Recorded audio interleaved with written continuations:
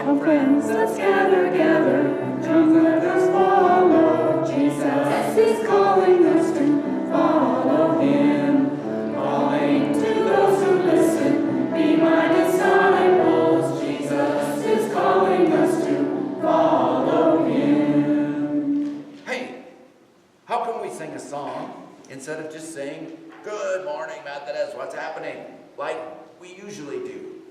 Like I usually do. That's what I meant. You use we when you mean I, as in the royal we? No, but I use it to imply a cohesive group, like us puppets. You say, "Good morning, Methodist," but since we're sitting here too, we're implicated in your boisterous bellow of greeting. Boisterous? I always wanted it as a mellow bellow. Maybe we should get on with it. Oh, hi, Timo. Nice to see you. And nice to see you and your tongue. No, I meant and. What's the answer to your question? Why did we just sing, "Come friends, let's gather"? I know the answer to that. Because it's what we're talking about today. Jesus calling the disciples. And that's what the song is about. And we're disciples too. So in singing it to call the kids up here for the puppet show, we're also calling them to be Jesus' disciples. It kind of ties everything together from the start, including the I-we thing. The I-we thing. Jesus called individual people, Peter, James, John, Andrew, and soon Martha and Mary and the others. And pretty soon those individuals, those I's, became we's, as in a cohesive group. The followers of Jesus. Group that we're all part of too. Well, I guess that about wraps things up, and it's a puppet show record for brevity and conciseness. Maybe we should start with a song every week. But wait, there's still one more theme of that song that we haven't explicitly addressed yet. There's one more thing to tie in before we're done. There is? Yes, and it's listening. Calling to those who listen, be my disciples. It's hard to be a disciple if we aren't listening when Jesus calls us. Ow! What was that for? I'm just moving the plot along. By using her tongue to point out to your ear for emphasis, you were talking about listening. I prefer pointing when it's a non-contact sport. Actually, I was trying to help you listen better. As you were speaking, I noticed you had some earwax in your ears, so I cleaned it out for you. My sticky tongue. I had an uncle who was an audiologist, an ear doctor, and he taught me how to do that. So, sorry, you had a bit of earwax there too. And turns out earwax tastes better than bugs, and it's full of vitamins. You heard it here. Let's see, have you got any? Anyway, we've now established all the themes of this week's puppet show without actually having to do a puppet show. Calling the kids up here, thinking about Jesus calling his disciples, calling everyone to be Jesus' disciple, and reminding people to listen. Wow, who knew that instead of tying everything together at the end, it's possible to just lay it all out in the beginning? We can save a lot of time in the puppet show and the sermon by doing that everywhere. But what fun would that be? I say, now that we have the song and the themes in place, that we just run the thing. It'll still be fun.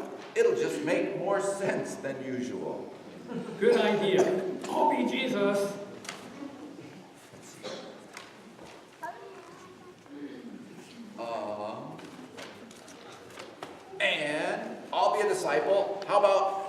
Peter, the fisherman.